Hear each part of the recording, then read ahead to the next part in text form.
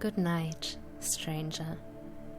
It is slowly getting dark outside, and you have wandered so deep into the forest that you won't reach its edge before nightfall. Why don't you spend the night in my witch's den, so you can rest safely? My name is Titania, and I will make sure that you sleep peacefully. I will even tell you a bedtime story, so you can drift off without any worries. Tonight, we are going to visit a special place together. A house in which many cats live, and all of them can help you solve your problems. After all, there's a cat for everyone. So don't forget to let me know in the comments if you have a cat and what their name is. I'd love to know. And maybe in the future, if I make more episodes about the cat farm, your cat will also appear. Now it is time to get ready for bed. Make sure you wear your coziest pajama, have something to drink by your bedside, and gather everything you need for an undisturbed sleep.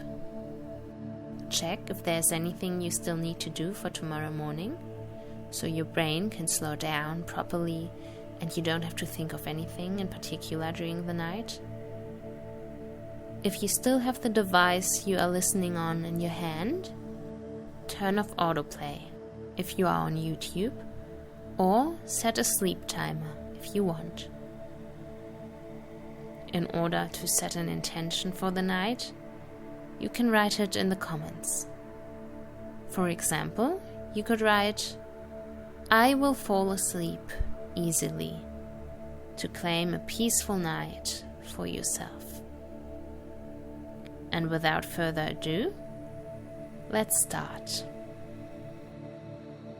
Now, you may find a comfortable position to lie down and close your eyes. Take a deep breath in through the nose and out through the mouth. I want you to think of 3 things you are grateful for today. Maybe the sun was shining. Maybe you saw something beautiful. Maybe you shared a moment with a loved one.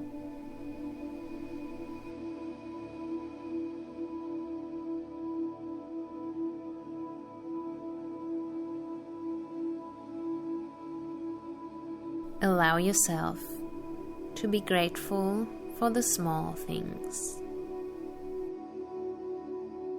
Concentrate on your breath again. Every time you inhale and exhale, feel the air flow under your nose. If there are thoughts coming up, look at them like you would look at a cloud in the sky and watch them pass by. With every exhale, your body relaxes deeper. Your feet become heavy. Your legs become heavy. Your shoulders become heavy. Your arms become heavy. Your hands become heavy. And your head becomes heavy. I am now going to count down from 5, and when I reach 1, you will be completely present in tonight's story. 5. You are totally safe and relaxed where you are in this moment in time. 4. A warm and cozy light spreads from your heart throughout your body, its golden glow filling you with a feeling of love and solace. 3. you let go of everything that is still binding you to today. 2. My voice is leading you through the light and beyond. You feel a fresh breeze and sunlight on your skin. 1. You stand on a dirt road in what seems like a small village. The air is fresh and clean, and the sky above you is blue, only dotted with a few shreds of white fluffy clouds. The grass by the wayside is wild and unkempt, protruding in some spots up until the middle of the road, breaching the dusty gravel here and there.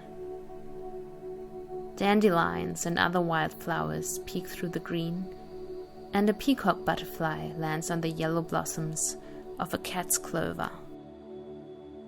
Before you lies a white one-story building with a thatched roof, only separated from the road by a small patch of grass and a few lavender bushes. Next to the wooden door hangs a sign that looks like it's made from scrap wood and that reads in bold yellow letters, Cat Farm. Next to it, the head of a cartoonish orange cat is painted. The granite crunches under your shoes as you approach the door, and before you can ring it, it flies open and reveals a young woman with tortoiseshell glasses, jean overalls, and a red triangle scarf in her hair. "Welcome to Cat Farm," she calls with a blinding smile, her blonde bob bouncing with her movements. "Hi, my name is Emily. Do you want to come in?"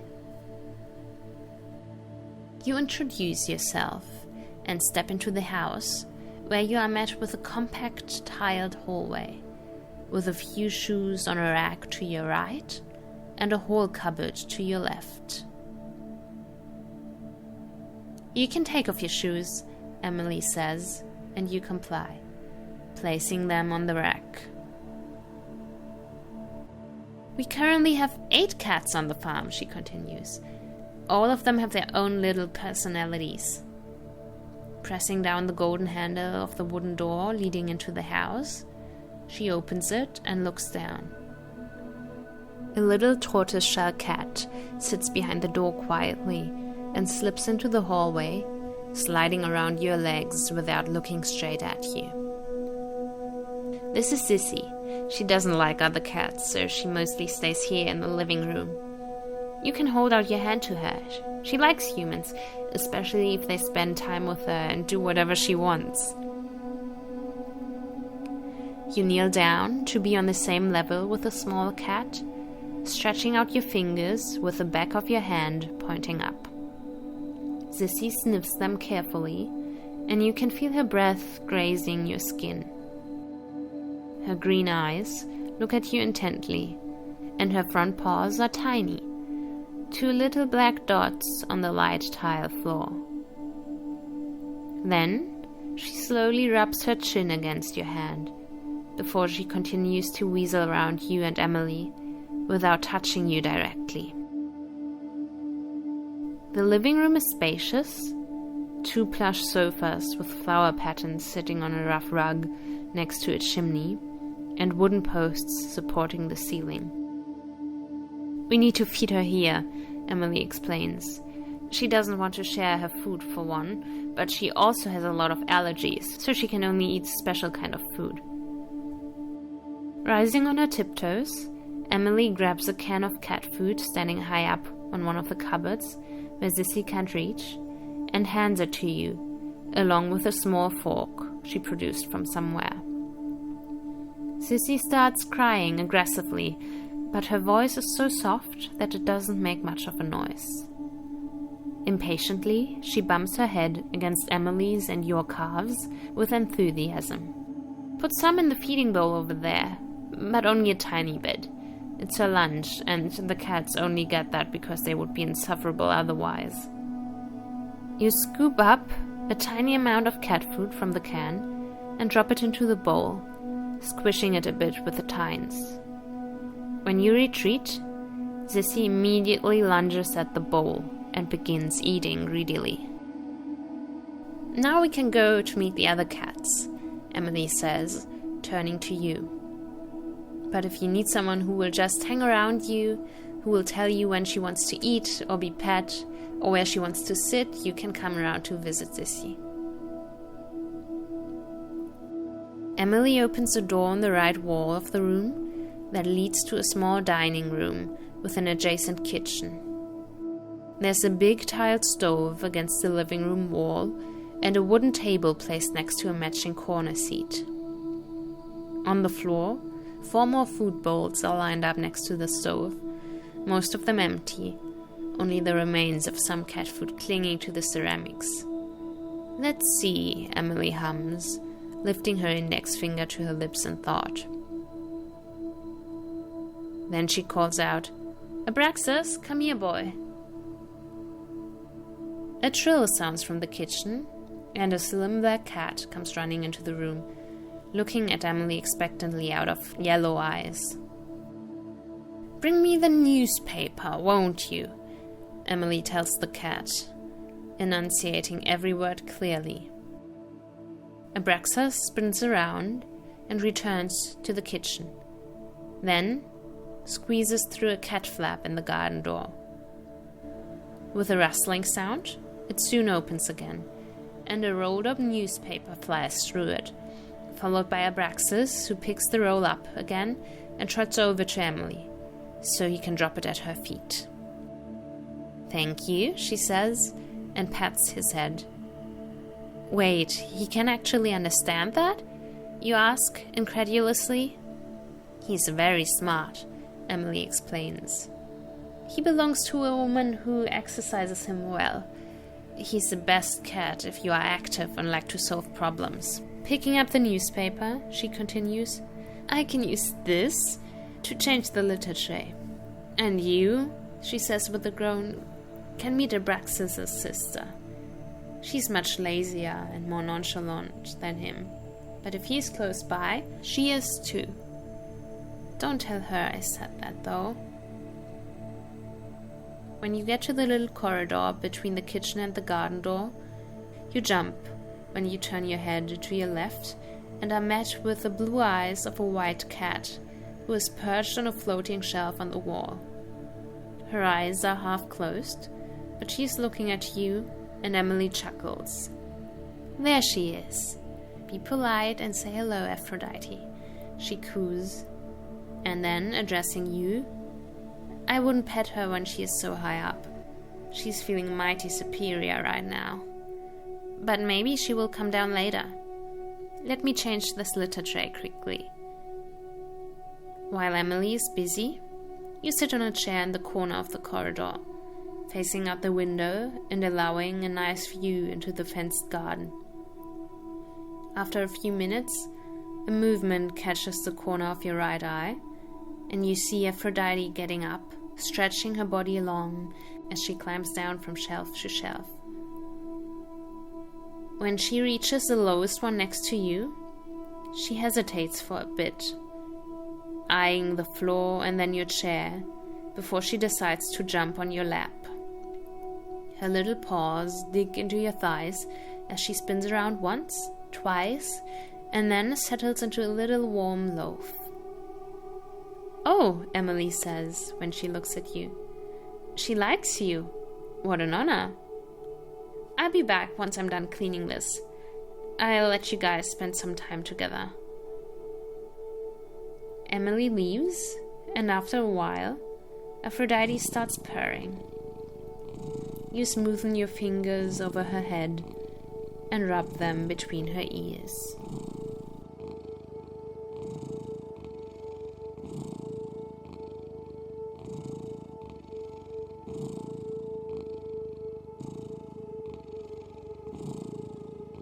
When Emily returns, Aphrodite stretches again, her back forming a high arch, as she becomes bigger than you thought possible. Then she lazily jumps to the ground and saunters away. Chuckling, Emily remarks, "She is a very stereotypical cat, isn't she? She views you as her servant, lets you pet her if she wishes, and will not listen to you under any other circumstances. If you want to observe a beautiful and elegant cat, looking pretty and dignified wherever she goes, it's fun to spend time with her. Let's go to the garden now. I think we will find most of the other cats there."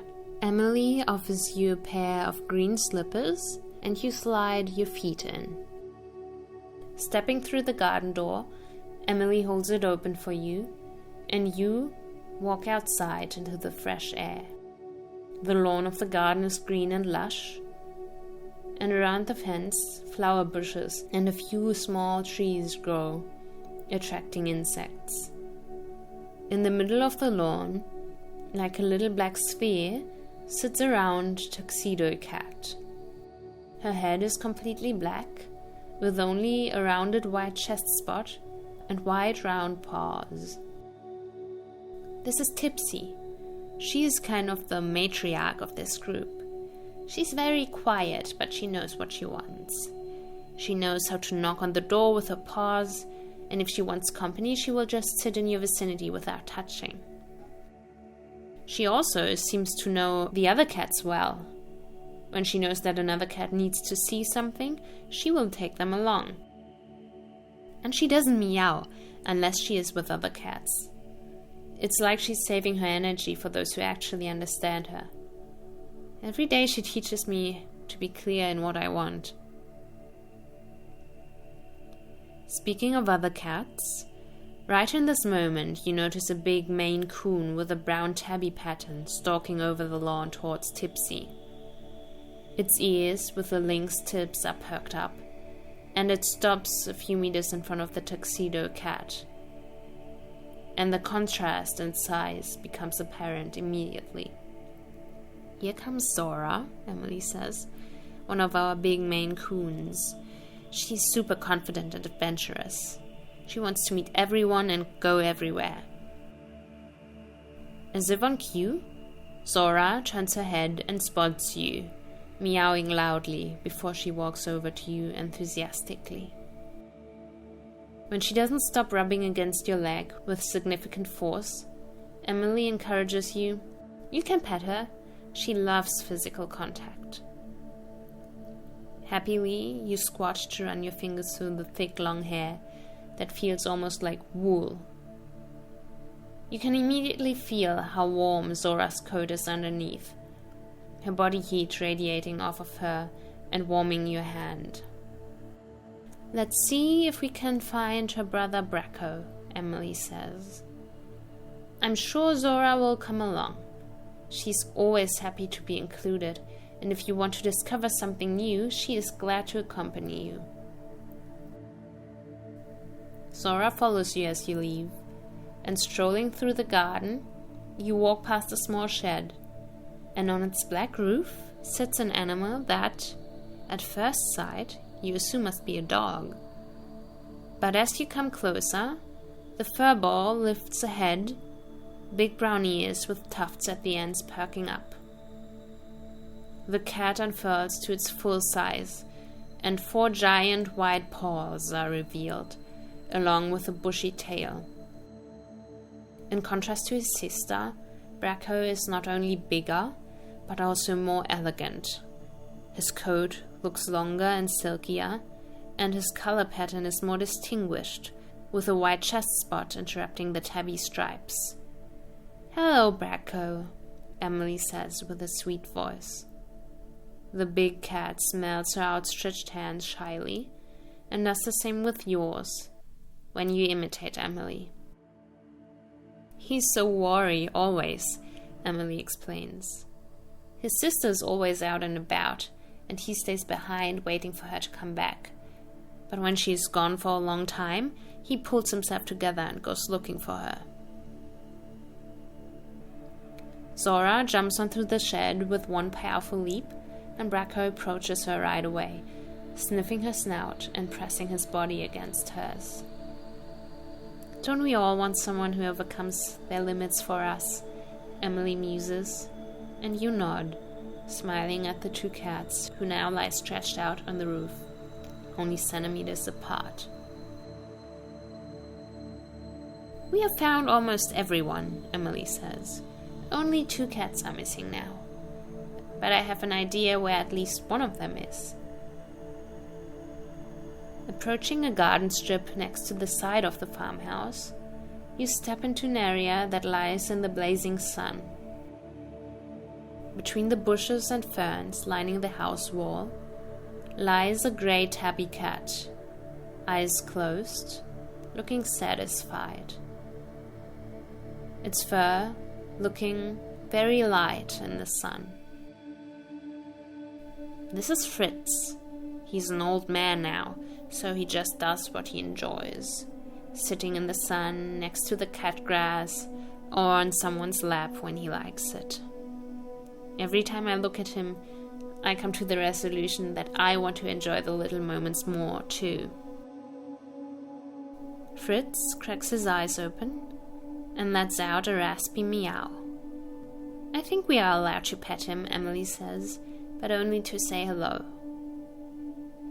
The both of you bend down, and Emily strokes his back tentatively before you do the same. His fur is soft and warmed up from the sun. Hello, you whisper, and the old cat grumbles in response. Now the only cat we haven't seen yet is more elusive. She's also on the older side, but she is shy and doesn't necessarily need humans. We think that she has lived outside for her entire life. Emily hums, looking around. She likes sheltered places like barns and basements, so... You walk back, past the shed, and head towards the back right corner of the garden, where an old wooden structure stands. It turns out to be an old abandoned hen coop, quite big, but with a front wall and fence missing, so you can look inside easily. There you are, Emily says under her breath, and you wonder what she means. You cannot see any cat, so you let your gaze wander over the inside of the coop. Only when Emily steps forward, your eyes find a brown tabby cat lying pressed against the corner of the coop, the color of her coat disguising her well. The cat's eyes are wide open and alert. Don't worry, Emily murmurs. We won't disturb you for long. Slowly turning her head to you, as not to rouse the cat, she continues. Her name is Hildegard. She doesn't mind other cats, but she is wary, especially of children. She needs a lot of space and likes to roam, otherwise she gets depressed. So we just let her do her thing.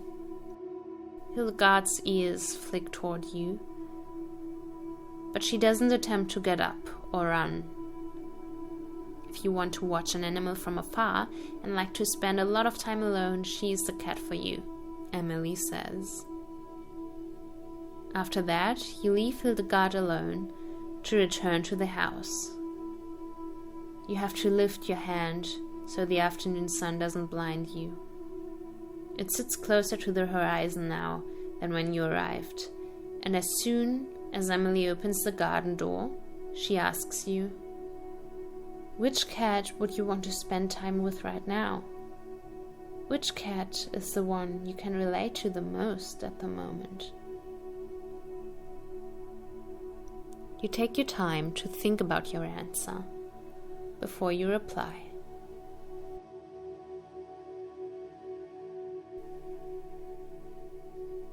You become aware of my voice again. I will now count to 5, and once I reach the number 5, you will fall asleep. 1. You feel a comfortable and cozy warmth spread through your entire body. 2. Your muscles relax. completely. 3. You feel safe and full of love. 4. Your mind is quiet and at ease. 5.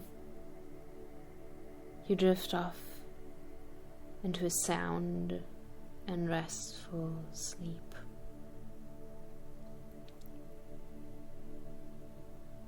You are safe here in my witch's den.